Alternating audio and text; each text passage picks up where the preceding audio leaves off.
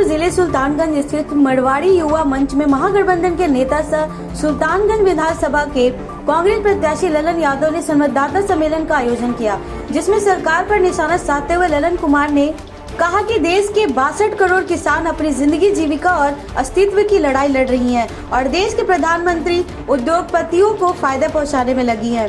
अब सरकार को तय करना होगा कि वह किसके साथ है। साथ ही उन्होंने कहा कि बिहार के महागठबंधन अन्नदाता किसान भाइयों के साथ चट्टानी एकता के साथ खड़ी है। इस मौके पर सुल्तानगंज राजद के प्रखंड अध्यक्ष मेराज आलम, पूर्व विधायक फलीम चौधरी, जिला अध्यक्ष नीतू सिंह, कांग्रेस के प्रखंड अध्यक्ष विभूति सिन्हा एवं महागठबंधन के तमाम कार्यकर्ता मौके पर मौजूद रहे। समय दिया, हम स्वागत करना चाहते हैं हमारे राजद संगठन के भागलपुर से आई हुई नीतू सिंह, प्रदेश महिला कांग्रेस की सेवा दल की हमारी सीनियर नेता अनामिका शर्मा जी और उनके साथ आए हुए और आशा जायसवाल जी पंचायत समिति के सदस्य हैं, प्रखंड अध्यक्ष महिला कांग्रेस, राजद के प्रखंड अध्यक्ष मिराज साहब, प्रखंड अध्यक्ष विभूति बाबू, साधु बाबू, डॉक्टर दिवाकर साहब, हमारे आदरणीय अभिभावक पूर्व विधायक फणींद्र चौधरी साहब, प्रदेश कांग्रेस कमेटी के सचिव सम्मी कपूर जी जो पटना से हमारे साथ आए हैं, शाहकुंड अध्यक्ष जी अयूब जी और शाहकुंड के हमारे साथी अनावार साहब, अयूब साहब, मुर्तजा साहब और आप लोगों के बीच में हर समय समाज सेवा करते रहते हैं शिवम चौधरी जी। सीपीआई के साथी हमारे आने वाले थे सुभाष तांती साहब, उनकी एक मीटिंग थी तो लेकिन उन्होंने अपना समर्थन व्यक्त किया है। ये संवाददाता सम्मेलन मुख्य रूप से हम लोगों ने 2 बिंदुओं पर किया है। एक बिंदु है, हर बच्चे, हर माँ बाप का एक सपना होता है कि हमारा बेटा इंजीनियर हो, डॉक्टर हो। तो इस सिलसिले में एक दिनकर की लिखी हुई एक कहानी, एक कविता याद आती है। वह देश सदा ही धन्य है, वह माता सदा निहाल, जिस भगवती के गोद में किसान हो। आज इस देश की संरचना महात्मा गांधी का जो सपना था कि किसान खुशहाल हो, जिस गांधी जी जो गुजरात से आते हैं, आज की सरकार, एनडीए की सरकार उस किसान की हत्या करने में तुले हुए हैं।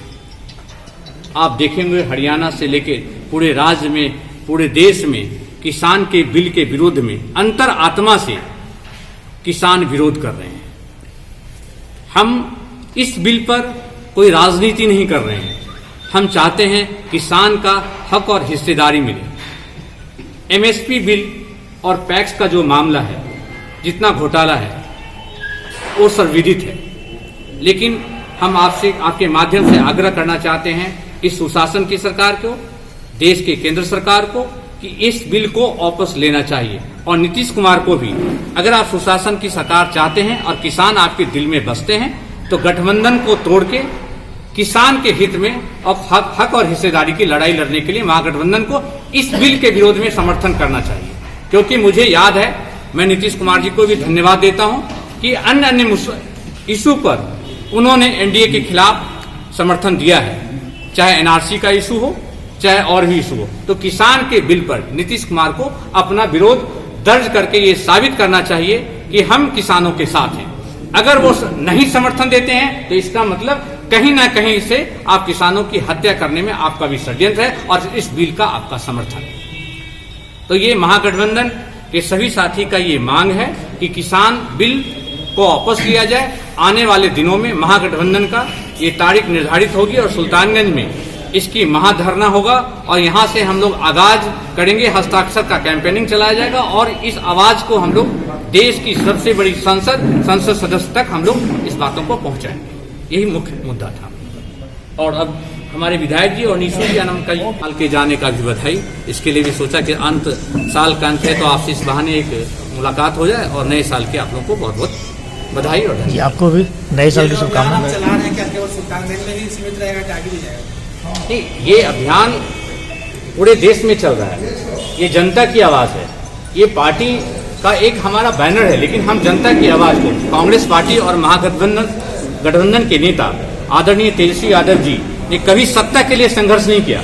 हमने हर समय जनता के नेतृत्व के लिए संघर्ष किया।